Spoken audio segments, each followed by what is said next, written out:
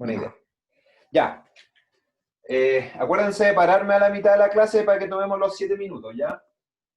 Entonces, lo que les dan ahí es un flujo, que lo primero que uno tiene que notar es un flujo que depende de R, ¿ya? Es decir, no me acuerdo exactamente cómo iba el flujo, pero va inversamente proporcional a R y directamente proporcional a una exponencial que lleva un menos R sobre R, si no recuerdo mal. Ustedes me corrigen. Profe, tiene el R y el E a la R, están los dos arriba en el numerador. Ah, ya. Va así.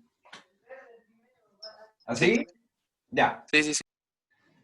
Entonces, y el resto es el clásico 4pi epsilon 0, ¿no?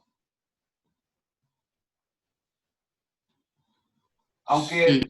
sí, eso es. Ya. Entonces, uno sabe que para que esto tenga unidades de flujo, acuérdense que, por ejemplo, en el caso del campo de Coulomb, por ejemplo, uno sabe que el campo de Coulomb va como 1 sobre r cuadrado por 1 sobre 4pi epsilon 0, ¿cierto? Y más la carga, lo que sea, pero en el fondo me estoy preocupando desde las unidades acá. Entonces, bueno, pongámosle la carga también. Entonces, esto que tenemos acá nos está faltando una carga o algo así, me imagino, ¿no? A ver, déjenme mirar el enunciado para que no estar...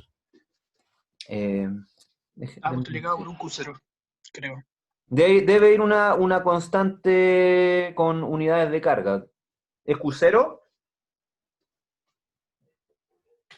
¿O algo así como un Q0? ¿O lo veo mejor? Ya lo voy a mirar. A ver. Que me cambié de computador, entonces, tareas. Tarea 1. Aquí me lo va a abrir. Ya, acá está. Ya, va un 4pi Q0, ya, para que lo hagamos bien. Va un 4pi, un Q mayúscula 0. R a la menos R, dividido en epsilon. Entonces 4pi pasa para arriba.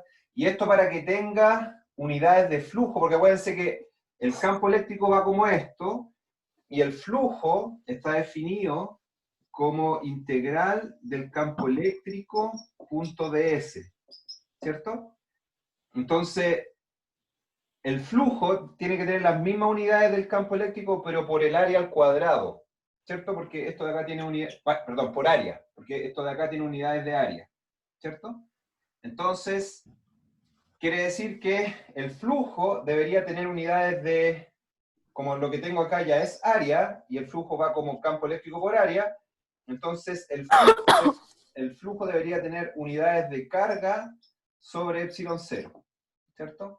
Entonces, aquí tengo carga, aquí tengo epsilon 0, esto no tiene unidades, la exponencial, entonces, claramente aquí me falta, como tengo un R, me falta alguna constante que haga que el resto de los factores que tengo aquí no tengan unidades. Y ahí es donde entra entonces este R mayúscula, ¿ya?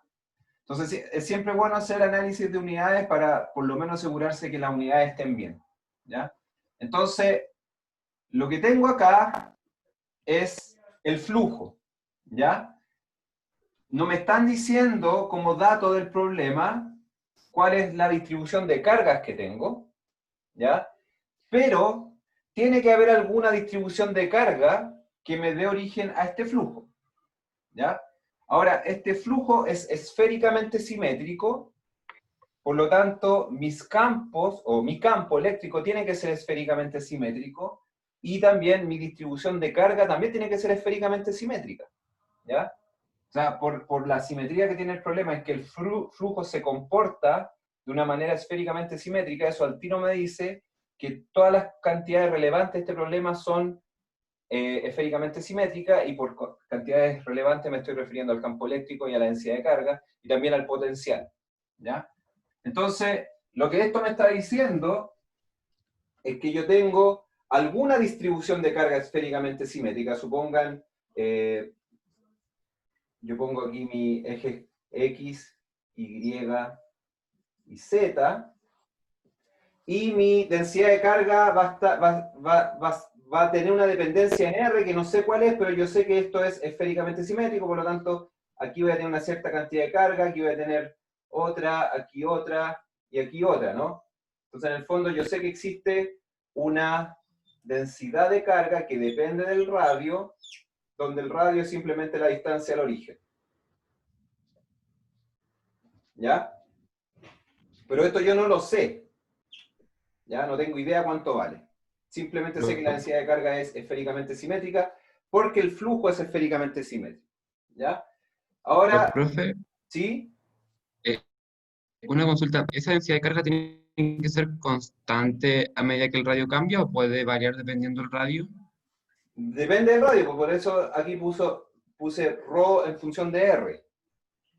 ¿Ya? Ah, En el ya, ya. fondo, lo Gracias. que yo veo que ustedes todavía no están, quizás por la manera en que está fraseado el enunciado probablemente, un aspecto que no están captando bien, digamos, es que el flujo es una función del R chico, ¿ya?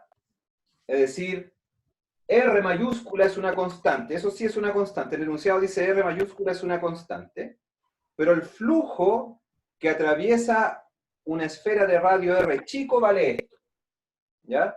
Pero no quiere decir que R chico esté fijo, ¿ya? O sea, para cualquier R chico, el flujo que atraviese una esfera cuyo radio sea ese R chico, va a ser esto, ¿ya? Entonces no estamos hablando de una única esfera, estamos hablando de muchas esferas que se diferencian en su radio, pero cualquiera sea ese radio, el flujo va a valer esto. Es decir, tenemos un flujo que es función del radio. No me están diciendo el flujo tiene este valor, sino que me están diciendo el flujo depende del R chico, del radio de esta esfera. ¿Ya? Entonces, con esto, yo sé que básicamente si mi problema es esféricamente simétrico, entonces, quizá esa es la parte que tiene que ver más con la intuición de este problema, en el sentido de que uno tiene que de alguna manera darse cuenta que si el flujo es esféricamente simétrico, entonces yo puedo suponer que mi densidad de carga es dependiente del radio R chico. ¿Ya? Si mi densidad de carga es dependiente del radio R chico, es decir, es esféricamente simétrica, entonces yo no tengo otra opción que el campo eléctrico sea esféricamente simétrico, es decir, siempre voy a tener un campo eléctrico que apunta hacia afuera.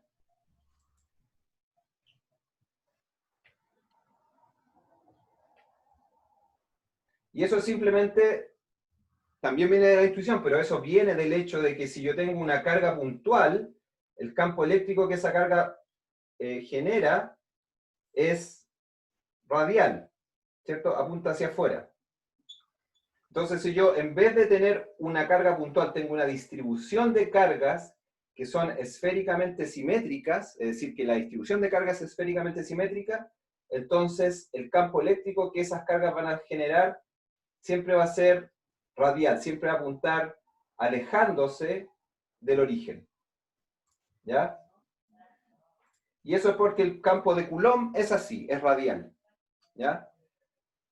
Entonces, yo tengo un flujo que es esféricamente simétrico, eso implica que mi densidad de carga es esféricamente simétrica y que mi campo eléctrico es esféricamente simétrico en el sentido de que depende solo del radio, pero su dirección siempre es radial. ¿Ya? Entonces, ahí hay una serie de suposiciones que yo estoy haciendo y yo estoy de acuerdo que a lo mejor eso les pudo haber hecho detenerse un poco más de lo que uno quisiera en este problema, pero viene del hecho de que los campos de Coulomb son radiales. ¿Ya? Entonces, una vez que uno tiene eso claro, el problema se torna trivial, porque en el fondo, si yo tengo que mis campos son radiales, entonces yo podría aplicar mi definición de flujo y decir, ya, pues si el campo es radial, entonces mi E vector en verdad es igual a una magnitud del campo por rotongo, ¿cierto? En coordenadas esféricas. Y mi ds, ¿se acuerdan que mi ds es el diferencial de área, pero multiplicado por el vector normal a ese pedacito de área, ¿cierto? Pero cuando estamos hablando de una esfera, porque acuérdense que este phi es el flujo a través de una esfera, entonces cuando estamos hablando de una esfera, el ds viene siendo igual al diferencial de área por la normal a esa esfera, que es también el R tongo, ¿cierto? Entonces aquí tengo un producto punto, entonces el producto punto entre R tongo y R tongo me da 1, por lo tanto todo esto realmente es la magnitud del campo eléctrico, que yo sé que depende del R, por el diferencial de área como un escalar, digamos, ¿ya? Entonces, como yo sé que esta integral de superficie está siendo hecha sobre una superficie esférica, es decir, sobre una superficie donde el R minúscula es constante, entonces yo puedo sacar el factor E de R, lo puedo sacar fuera de la integral, porque depende del radio, y el radio es constante sobre toda la esfera. Entonces, yo podría hacer que esta integral de superficie sea simplemente igual a E de R por la integral de superficie de la esfera, ¿cierto? Y yo sé que la integral de superficie de la esfera es igual al área de la esfera, que es 4pi r cuadrado. ¿Profe? ¿Ya? Entonces con eso, y ahí ya, hasta ahí los voy a dejar, el resto lo hacen ¿Profe? ustedes, pero lo que estoy diciendo es que phi de r, que es todo lo que aparece acá, es igual a E de r por 4pi r cuadrado, y por lo tanto E de r es igual al phi de r que ya les dieron, dividido en 4pi r cuadrado. Y con eso ya tienen el campo eléctrico, porque el campo eléctrico vector es igual al E de r por el R tongo, ¿cierto? Esa fue la suposición que hicimos acá. ¿Profe? ¿Sí?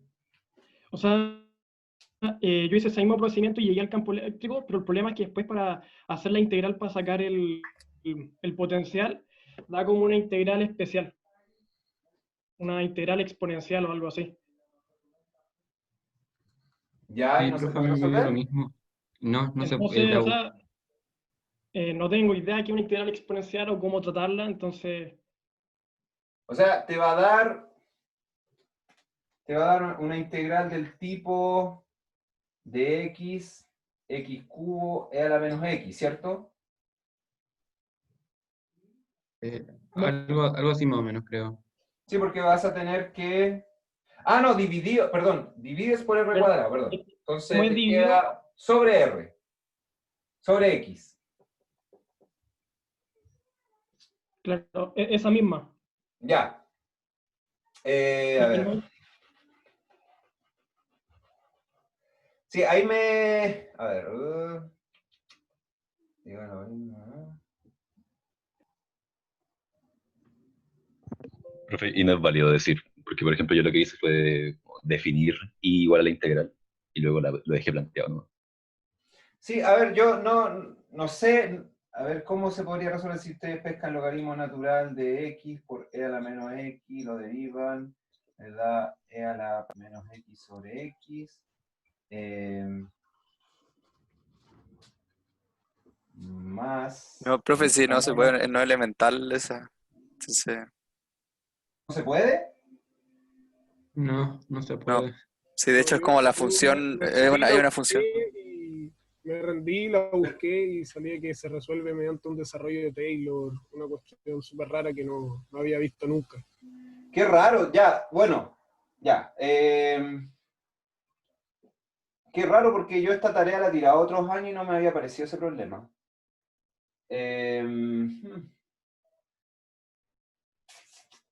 Estaba buscando una...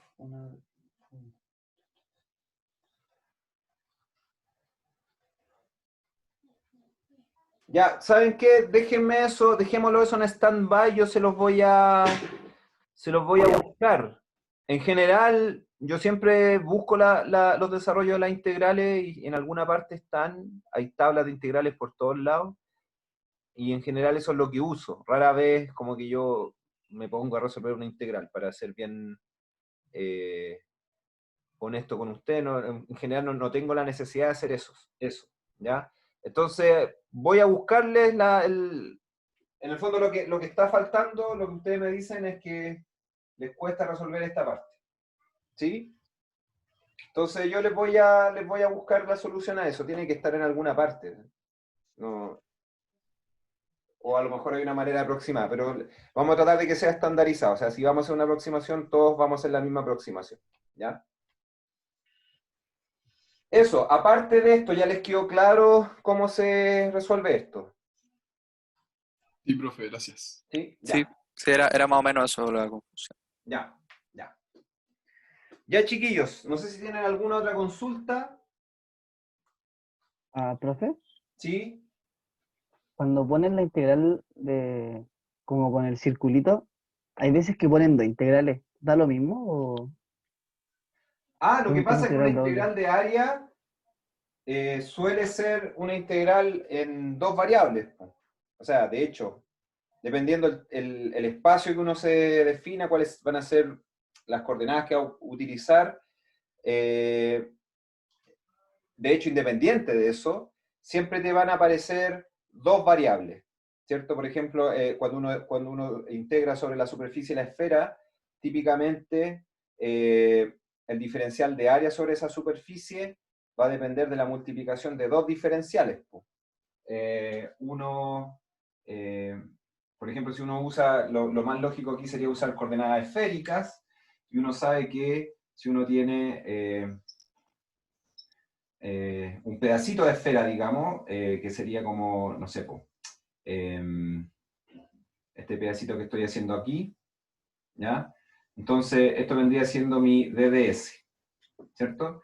Pero mi DDS es básicamente este largo por este largo. Si uno está con un pedacito de esfera chiquitito, esta superficie se asimila a un cuadradito, digamos, ¿ya? O un rectángulo, ¿ya? Y entonces, bueno, este largo de acá le podemos llamar A o D de A, ¿cierto? Para que quede explícito que estamos hablando de una cantidad chiquita, y esto de acá sería mi D de B. Por lo tanto, DDS es igual a D de A por D de B, ¿cierto? Entonces, si uno ocupa coordenadas esféricas para expresar esto, uno sabe que el D de A vendría siendo, si uno tira una rayita acá y otra rayita acá, mi D de A vendría siendo, si esto es el R, que vendría siendo el radio de la esfera, entonces mi D de A sería igual a R por D de teta, donde teta es, o D de teta es este angulito que tengo aquí. Sería D de teta, ¿ya? Y el D de B es un poquito más complicado si uno lo expresa en coordenadas esféricas, porque lo que uno tendría que hacer es proyectar este trazo que tengo aquí sobre el plano XY. Uno lo proyecta y te queda ahí, ¿no? Entonces esto también es D de B. Pero lo que uno ve ahí es que D de B sería esto de aquí, que llamémoslo, esta distancia de aquí la podemos llamar ρ, y este angulito de acá lo llamamos D de phi. ¿Y por qué hice esa proyección? Porque así es como se define el ángulo phi. ¿Ya? El ángulo phi es el ángulo que barre el vector posición R, pero proyectado sobre el plano XY. ¿Ya?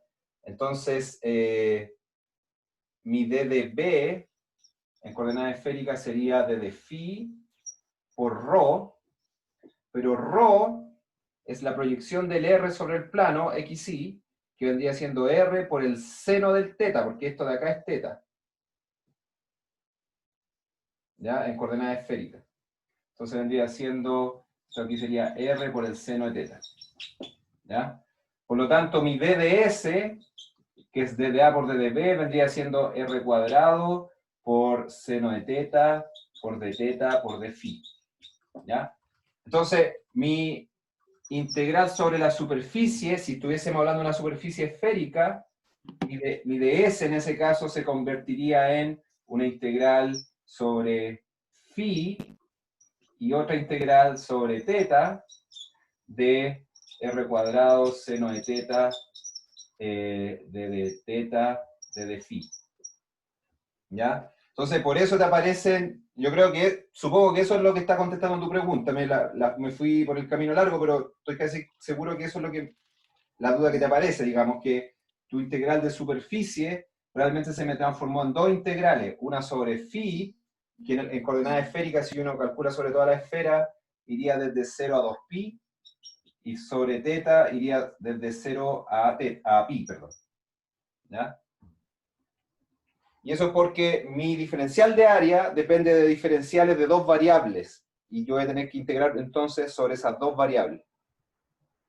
¿Contesta la pregunta lo que acabo de decir o no? Sí, entonces me fijo en el diferencial para integrar.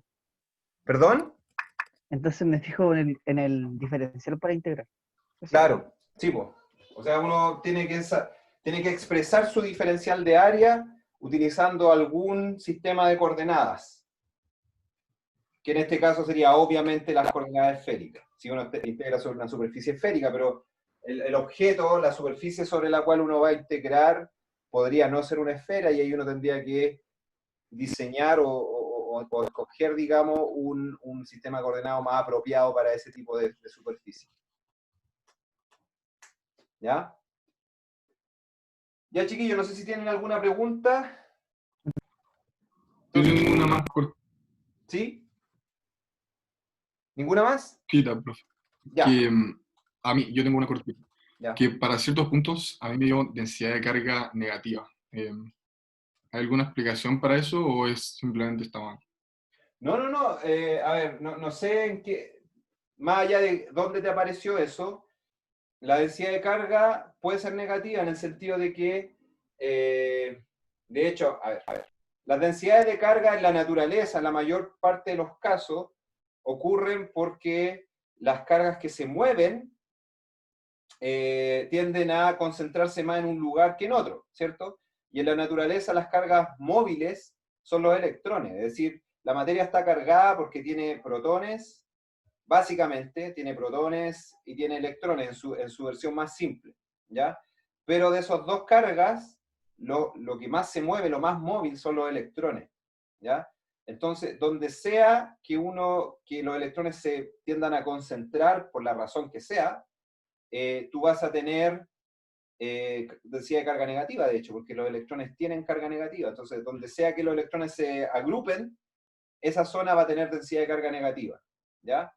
Y por consecuencia de eso, las zonas en que originalmente estaban esos electrones, pero ya se fueron de ahí, para irse a estas otras zonas donde están concentrados, las zonas que dejaron los electrones, esas zonas van a quedar con carga positiva, ¿ya? Porque van a tener como un exceso de protones que no va a estar compensado por los electrones, porque los electrones se fueron, ¿ya? Entonces, la densidad de carga, debido principalmente al movimiento de los electrones, porque los electrones son mucho más móviles que los protones, va a tener zonas en que esa densidad de carga va a ser positiva y zonas en que la densidad de carga va a ser negativa, ¿ya? Ahora, ¿por qué los electrones son más móviles? Simplemente porque tienen menos masa, ¿ya? Los electrones son como imagínense que ustedes tuviesen no sé, un ejemplo medio desagradable podría decirse, pero imagínense que tiene una sala con moscas, y unas moscas son grandes. Imaginemos que son abejas, mejor, más bonito. Uno son unos abejorros y otros son unas abejitas chiquititas. Y viene un viento, y el viento va a empujar a las abejitas chiquititas, las va a llevar lejos, y a los abejorros los va a dejar ahí por más tiempo porque tienen mayor inercia, digamos, tienen mayor masa, ¿ya? Eso ocurre más o menos con los protones y los electrones en la naturaleza. Ahí lo que los mueve no son vientos, sino que son campos eléctricos y campos magnéticos. Pero imagínense un gas que tiene protones y electrones, o un sólido, ¿ya?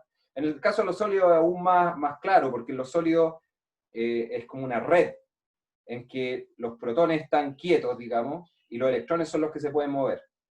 Pero ya sea si estamos hablando de un sólido o incluso de un gas, En el caso del gas, los protones van a tener más masa, y si hay una presencia de un campo eléctrico, ese campo eléctrico va a empujar más a los electrones que a los protones. O sea, les va a entregar, o los va a empujar con la misma fuerza, digamos, pero la aceleración va a ser distinta, en el sentido que los electrones van a acelerar más porque tienen menor masa. Por lo tanto, siempre va a ser el caso que los electrones van a ser los que se van a mover, y van a ser los que van a transportar la masa, ¿ya? Y donde sea que se vayan esos electrones vas a tener densidades de carga negativa, y donde sea que los electrones se fueron, vaya a tener densidad de cargas positivas. ¿Ya? ¿Contesto la pregunta con eso? Sí, gracias. Ya. Ok. Ya, chiquillos, sigamos entonces. Entonces ya tenemos un bagaje bastante sólido, diría yo, de lo que es la electrostática, en el sentido que sabemos de dónde salen los campos eléctricos, o de dónde salen los campos eléctricos que son electrostáticos, en el sentido de que son campos fijos que no cambian en el tiempo, y lo hemos asociado con el potencial eléctrico, sabemos cómo calcularlo, conocemos la ley de Gauss, sabemos de dónde sale, sabemos cómo usarla justamente para calcular campos eléctricos. Entonces ya tenemos una cierta caja de herramientas, que ahora lo que vamos a tratar de hacer es utilizarla para una aplicación que es bien interesante, que tiene que ver con la presencia de campos electrostáticos en los materiales, ¿ya? Entonces, lo que va a ocurrir en los materiales es que, en el curso al menos, los vamos a dividir en dos grupitos, ¿ya? Un grupito va a ser los materiales que conducen muy bien la corriente eléctrica, y a eso los vamos a llamar medios conductores, ¿ya? Entonces esos van a ser medios en los cuales, si yo aplico un campo eléctrico, el campo eléctrico va a mover muy rápidamente las cargas, y la corriente ahí se va a producir de manera muy eficiente, ¿ya? Y eso lo vamos a ver más adelante. Y en lo que nos vamos a concentrar ahora son aquellos medios en que ocurre todo lo contrario, ¿ya? Son aquellos medios en los cuales, si yo aplico un campo eléctrico, las cargas no se van a mover, ¿ya? Y lo que sí va a ocurrir es que las cargas en esos medios van a tender a desplazarse un poquito, ¿ya? Y ¿qué es lo que básicamente ocurre? Porque en el fondo lo que vamos a tener es que, si yo tengo un material que es muy buen aislante,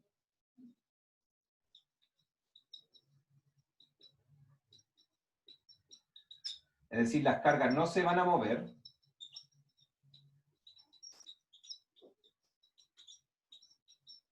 no se mueven eficientemente, digamos. Luego van a ver por qué puse la palabra eficiente. ¿Qué va a ocurrir ahí? Que en el fondo estos materiales siempre van a estar hechos de moléculas, ¿cierto? Si ustedes piensan en la mesa, en la muralla, en el piso, lo que sea, siempre las cosas están hechas de moléculas, o de átomos incluso, cuando hablamos de materiales, digamos, puros, ¿ya? Entonces, ¿qué es lo que, cómo uno se podría imaginar una molécula? Uno se la podría imaginar con una cierta distribución de protones en el centro y electrones dando vuelta. ¿Ya? Profe, ¿Sí? ojo con la letra que esa está muy chiquitita. Está muy chiquitita. ¿Y esta me la alcanzan a ver? Yo creo que no. Más o menos. Poquito. Ya, gracias. Hablando de buen aislante. ¿Ya?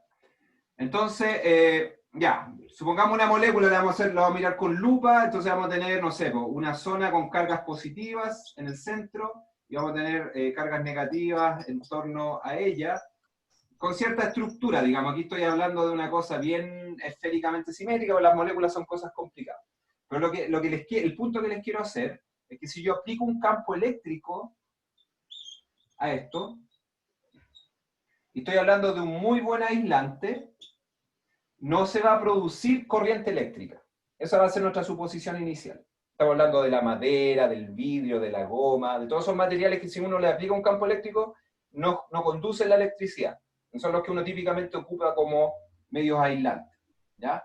Pero las moléculas de estos materiales se van a tender a polarizar, es decir, las cargas dentro de ellas se van a tender a separar ¿ya? Entonces, en presencia de un campo eléctrico, esta molécula que les acabo de dibujar acá va a comportarse tal que las cargas positivas se van a tender a mover a lo largo de la dirección del campo eléctrico y las cargas negativas se van a tender a mover para el otro lado.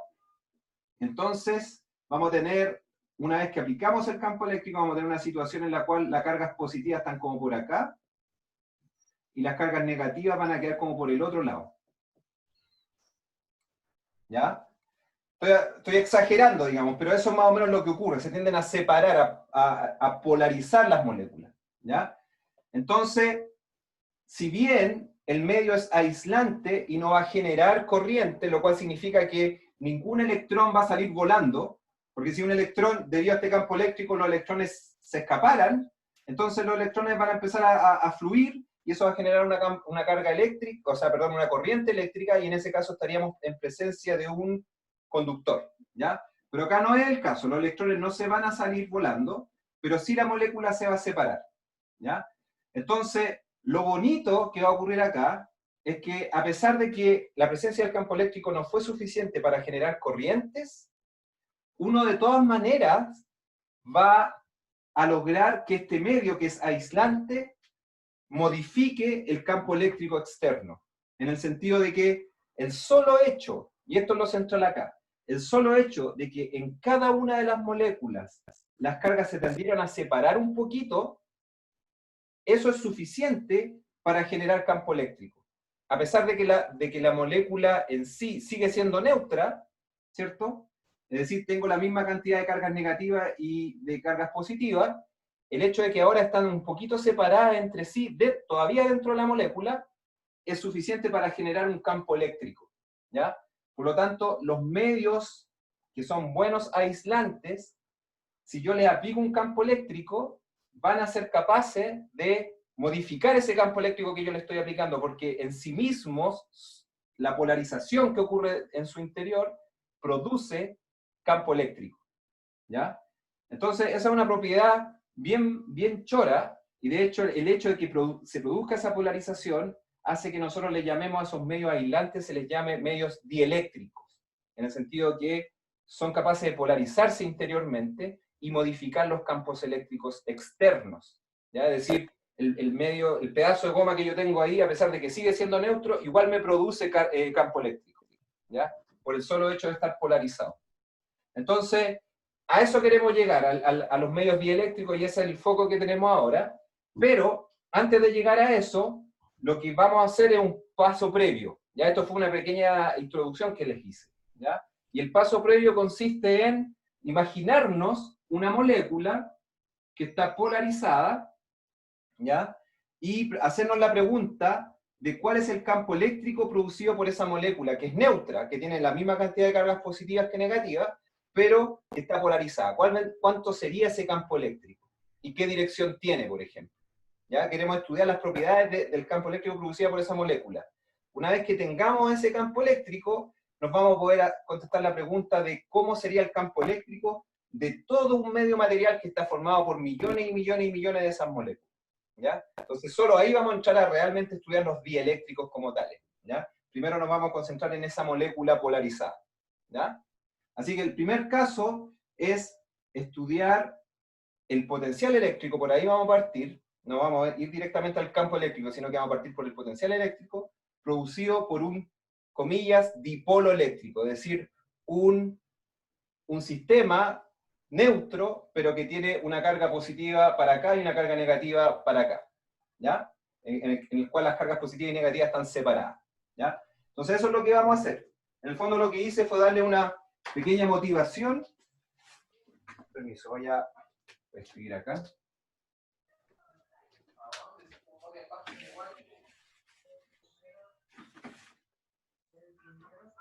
Ya.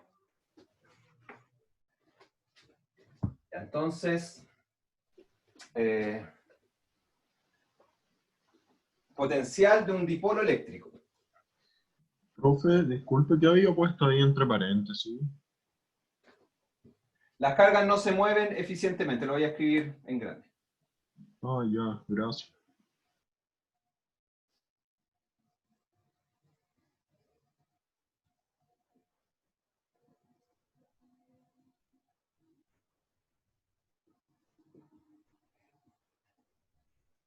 eficientemente. Ay, mi plumón. Ya. Entonces, potencial de un dipolo eléctrico. De hecho, vamos a hablar del potencial lejano de un dipolo eléctrico. ¿Por qué lejano? Porque en el fondo lo que tenemos en mente es un modelo para una molécula, y vamos a suponer entonces que la molécula está hecha de un sector que tiene carga positiva y otra región que tiene carga negativa. ¿Ya? Entonces esto va a tener carga Q y carga menos Q. ¿Ya? Y lo que como la intención que tenemos es describir el material. Entonces siempre, por ejemplo, si el material es cuaderno, y yo quiero medir el campo eléctrico producido por este cuaderno, suponiendo que las moléculas del cuaderno están polarizadas, yo siempre voy a estar en un punto que va a estar muy alejado de cada una de estas moléculas, en el sentido de que la separación de las cargas dentro de la molécula siempre va a ser mucho más chiquitita que la distancia a la cual yo estoy midiendo el potencial eléctrico producido por la molécula. ¿Ya? A eso se refiere con lejano, porque yo me podría poner aquí entre medio y tratar de medir el potencial aquí en este punto intermedio, pero ella no estaría realmente a una distancia menor a la separación que hay entre las dos cargas de la molécula. ¿Ya? Entonces, la suposición es que estamos lejos. ¿Ya? Y eso nos va a permitir hacer un montón de aproximaciones en el cálculo que son aproximaciones bastante razonables. ¿Ya? Entonces, tenemos nuestra carga Q, nuestra carga menos Q, y vamos a ponernos en algún puntito aquí, que va a ser nuestro origen, ¿ya? Entonces aquí tenemos nuestro origen, y vamos a medir el potencial en un punto lejano. Entonces nuestro punto donde vamos a elegir el potencial va a ser este acá, ¿ya? Y entonces, como este es nuestro origen, vamos a tener que el vector posición de la carga positiva es este, y a ese le vamos a llamar vector RQ, y al vector posición de la carga negativa le vamos a llamar R menos Q. ¿Ya? Y al vector posición del punto P, donde vamos a medir el potencial, le vamos a llamar delta mayúscula. Se va a hacer nuestro vector delta. ¿Ya? Y, ¿qué es lo que me está faltando? Ya, yo creo que con esas definiciones tengo. Entonces, una cosa que nosotros ya vimos, chiquillos, es que los potenciales, así como el campo eléctrico obedece al principio de superposición, los potenciales eléctricos también, ¿cierto? Eso lo vimos en la clase anterior. Por lo tanto, el potencial eléctrico de este dipolo no es otra cosa que el potencial eléctrico de la carga positiva y de la carga negativa, ¿ya? Sumado al potencial de la carga negativa. Entonces, lo primero que vamos a hacer es calcular el potencial debido a la carga positiva, ¿ya? ¿Sí? Y nosotros ya encontramos una expresión para eso, sabemos que eso es Q sobre 4pi epsilon 0 por 1 sobre la distancia que hay entre el punto donde estoy midiendo el potencial y el punto donde se encuentra la carga, ¿ya? Entonces eso sería 1 sobre el módulo de RQ menos delta. O delta menos RQ da lo mismo porque al final es el módulo, ¿ya? Entonces uno puede... acá es donde uno lo que vamos a hacer es hacer una pequeña aproximación que va a tomar en consideración el hecho de que estamos midiendo un potencial lejano, lo cual se traduce en este caso a decir que delta es un vector mucho más grande que el vector RQ. ¿Ya? Entonces esto me va a quedar así. Q sobre 4pi epsilon 0 por 1 sobre delta al cuadrado más RQ al cuadrado menos 2 veces RQ punto delta, ¿cierto? Todo eso elevado a la 1/2.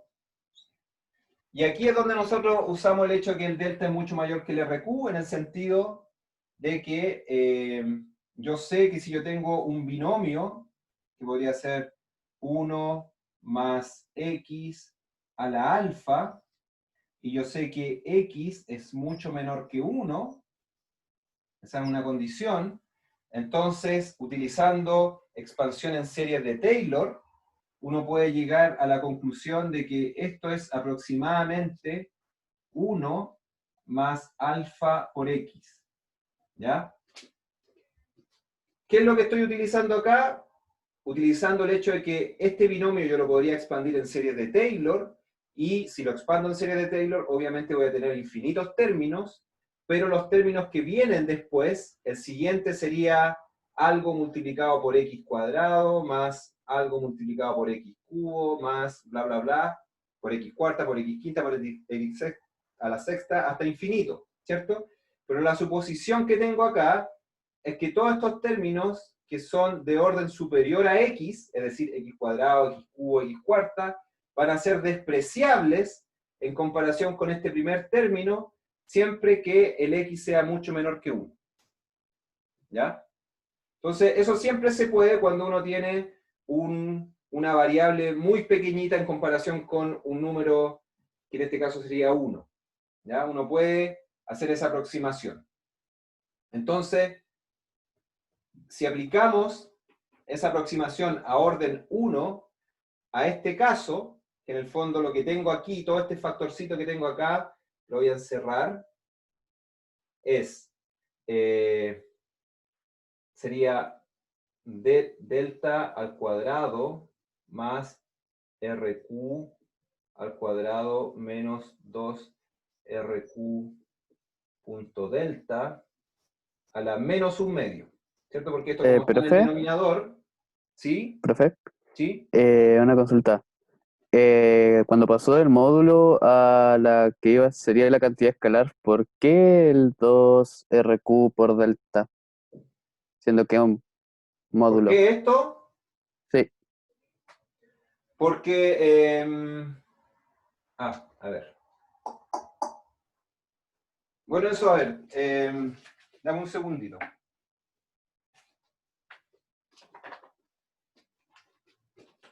Lo voy a poner acá. Si yo tengo módulo de A más B al cuadrado, ¿cierto? Es lo mismo que, o sea, si lo expreso en términos de componentes, esto sería AX más BX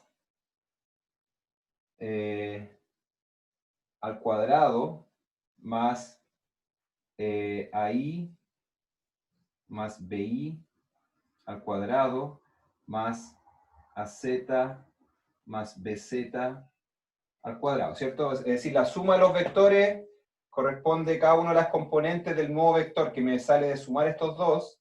Va a ser, la componente X va a ser el AX más BX, la componente Y va a ser el AI más BI, y la componente Z va a ser el AZ más BZ, ¿cierto? Entonces esto me da AX al cuadrado más BX al cuadrado más 2AXBX, ¿cierto? Después el siguiente término me da AI al cuadrado más, perdón,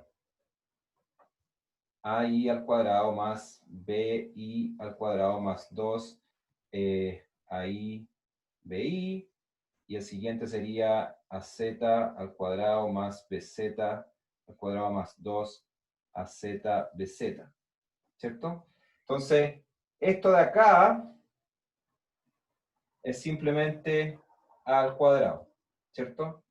Esto de acá es simplemente b al cuadrado, y esto de acá es 2 veces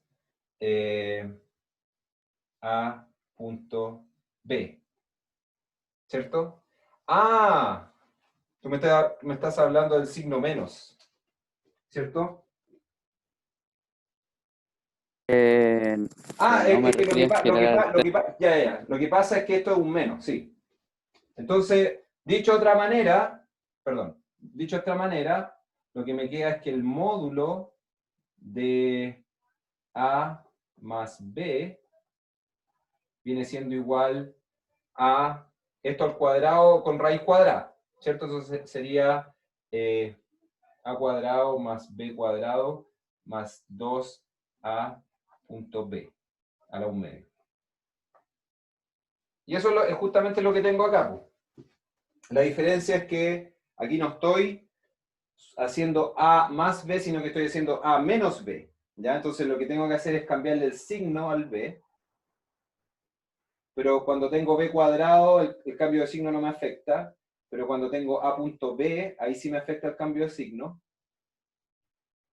¿cierto? Entonces me queda A cuadrado más B cuadrado menos 2A punto B, que es justamente lo que aparece acá. Dale, ok, muchas gracias. ¿Sí? Ahí me quedó más claro. Es que tenía Ya. como una vis. Probablemente me confundí donde naturalmente se trabaja con vectores perpendiculares. Que quedaba ¿Perdón? todo.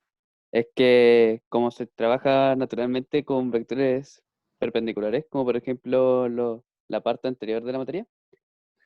Claro, Entonces, cuando los vectores son es perpendiculares, sincero, sí, pues el producto ese de puntos se hace término. cero, sí. Y ahí quedas con el teorema de Pitágoras nomás, ¿cierto? En el fondo, si tenéis dos vectores perpendiculares, el módulo, la suma de ellos vendría siendo el módulo de la hipotenusa. Sería A cuadrado más B cuadrado, ¿no? Pero acá es más general. Sí. Ya, pues, eso.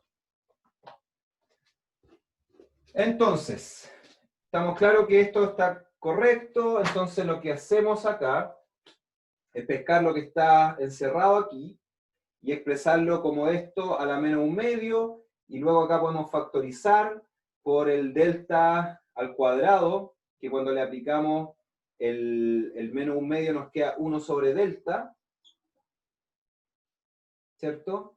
Por 1 más RQ al cuadrado sobre delta al cuadrado menos 2 RQ punto delta sobre delta al cuadrado a la menos 1/2. ¿Ya? Entonces, esto es lo que, aquí es donde yo digo, mira, llamémosla a este X. ¿Y por qué le llamamos X? Porque quiero ocupar esta propiedad que tengo acá, ¿cierto? Esta que tenemos aquí encerrada en un cuadrito, ¿ya? ¿Por qué? Porque en este caso yo ocupo esta igualdad o esta aproximación cuando X es mucho menor que 1, que es lo mismo que tengo acá, porque si yo digo que delta es mucho mayor que RQ, entonces todo lo que tengo aquí va a ser un número mucho menor que 1, ¿cierto? Y es más, este numerito de acá es mucho menor que este de acá, ¿ya? Por lo tanto, yo puedo decir que esto es aproximadamente 1 sobre delta por 1 más X, entonces sería más RQ al cuadrado sobre delta al cuadrado menos 2 RQ punto delta vector sobre delta al cuadrado, lo ponemos entre paréntesis, que ese sería nuestro X, multiplicado por el alfa, pero el alfa aquí es menos 1/2, entonces esto está multiplicado por menos 1 sobre 2. ¿Ya? Y siguiendo la misma lógica, que yo estoy quedándome con los términos, con el primer término chiquitito que me aparece en el fondo, porque en el fondo aquí yo tengo un R sobre RQ sobre delta al cuadrado, y este segundo término que tengo acá va como RQ sobre delta a la 1, ¿ya? Porque acuérdense que aquí en el numerador también tengo un delta. Entonces al final lo que tengo que hacer es quedarme solamente con este término de acá y despreciar este término cuadrático en RQ sobre delta, ¿ya? Entonces lo que me va a quedar es el menos 2 por el menos 1 medio, me da 1, y al final del día lo que me queda es que esto va a ser igual a, o aproximadamente, a 1 más RQ punto delta sobre delta al cuadrado, y todo eso multiplicado por 1 sobre delta. ¿Ya? Entonces, todo lo que está encerrado aquí es esto. En la aproximación en que delta, que es este vector de acá, tiene módulo muchísimo mayor que el módulo del RQ. ¿Ya? Entonces eso nos entrega entonces una aproximación para el potencial producido por la carga Q, que lo vamos a escribir inmediatamente como resumiendo todo. Entonces tendríamos Q sobre 4pi epsilon 0 por todo lo que está encerrado, que lo acabamos de encontrar, y es esto de acá. Entonces sería 1 sobre delta por 1 más RQ punto delta dividido en delta al cuadrado. ¿Ya? ¿Por qué es interesante haber hecho esto? Bueno, porque lo que yo quiero hacer es sumar el potencial producido por la carga Q y el potencial producido por la carga menos Q. ¿Ya? Entonces, yo no voy a hacer todo el desarrollo para el potencial producido por la carga menos Q, sino que me voy a, comillas, agarrar de lo que ya hice. En el sentido que es lo mismo, pero tengo que simplemente reemplazar el Q por el menos Q y el R sub Q por el R sub menos Q nomás. ¿Cierto? Si hago eso, obtengo la expresión para el potencial producido por la carga menos Q, sin necesidad de hacer toda esta álgebra. ¿Ya? Entonces, evidentemente, el potencial producido por la carga menos Q va a ser igual a menos Q sobre 4pi epsilon 0 por 1 sobre delta, porque acuérdense que el delta es la distancia entre este origen y el punto donde estoy midiendo el potencial. Entonces, el delta no me cambia cuando yo considero el potencial producido por la carga menos Q en vez del potencial producido por la carga Q. Es decir, ambos tienen el mismo delta. Lo que me cambia es el R menos Q en vez del RQ. ¿Ya? Entonces, lo que me tengo que poner aquí es 1 más R de menos Q punto delta dividido en delta al cuadrado.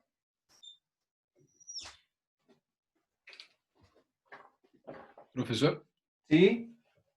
podríamos tomarnos la pausa ahora. Ah, ya, podríamos tomar la pausa, pero la vamos a tomar en un segundito más. Ya, déjenme terminar una idea y ahí la tomamos. Pero gracias por avisarme, ya lo tengo, en cualquier momento voy a detenerme. Entonces, ¿cuál es la gracia? Que lo que yo quiero es calcular BQ más B menos Q. Y ahí es donde me aparece, ahí recién le empiezo a agarrar digamos, la gracia a haber hecho esta expansión. ¿Por qué?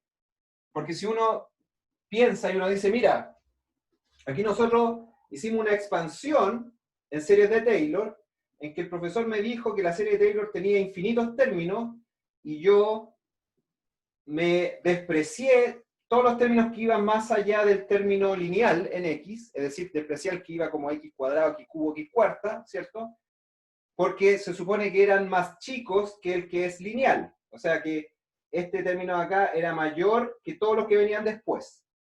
Sin embargo, este término, justamente por la misma razón, es mucho más chico que este de acá, po. que el 1. Entonces, ¿por qué no me quedé con el 1 nomás? ¿Ya?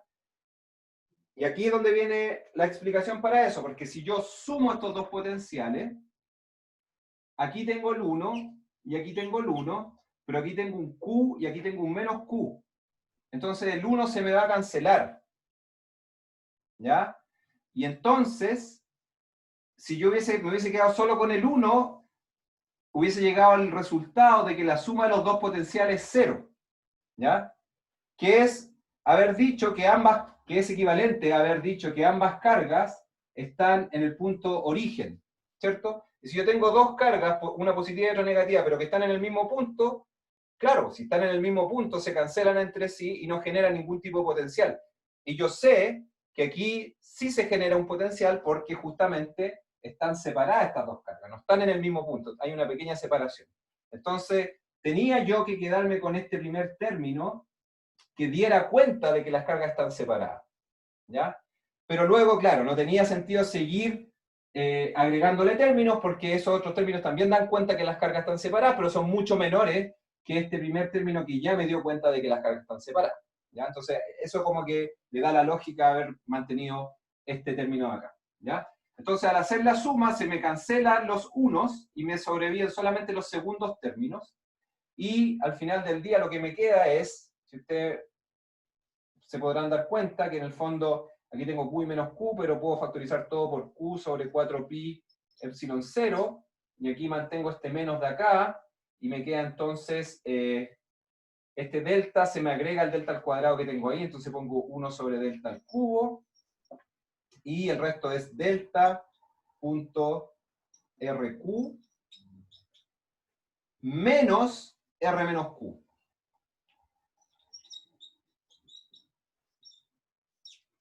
¿Ya? Y eso es lo que me da el potencial de un dipolo, en el sentido de que, si yo me imagino, ¿qué representa este RQ menos R menos Q? Le voy a llamar delta minúscula, digamos. Vendría siendo el vector que parte en la carga negativa y llega a la carga positiva. Ese sería mi vector RQ menos R menos Q. Entonces, lo que esto me está diciendo es que, por ejemplo, si yo tengo estas dos carguitas y me pongo en un punto que pase por esta línea de acá, ¿ya? Es decir, mi delta, que vendría siendo, por ejemplo, si este de acá fuese mi punto P, entonces mi delta sería este de aquí, y en ese caso mi delta es perpendicular a la diferencia entre RQ y R menos Q, y como que hay un punto, un producto punto, entonces ese producto punto se haría cero, y por lo tanto en esos casos yo no tendría potencial, ¿ya? Y eso tiene sentido, porque en el fondo la influencia de esta carga y esta carga de acá se tienden a cancelar si yo me paro en algún punto que vaya sobre esta línea, ¿ya? Porque la carga positiva y la carga negativa van a estar a la misma distancia. Pero si yo me pongo en un punto, por ejemplo este de acá, en que la carga negativa está un poquito más cerca que la carga positiva, entonces este puntito de acá sí va a sentir una influencia mayor debido a, o sea, una fuerza eléctrica mayor debido al hecho de que estas dos cargas están separadas, ¿ya?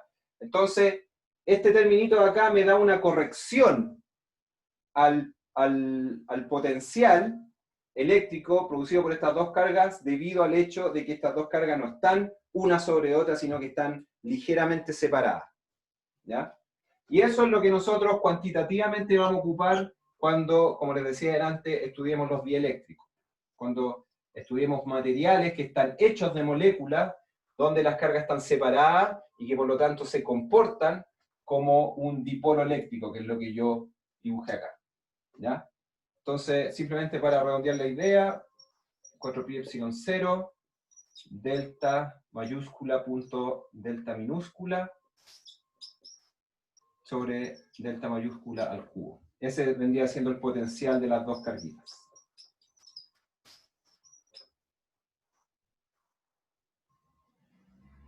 ¿Ya? Así que los dejo hasta ahí, tomémonos los 7 minutos y después completamos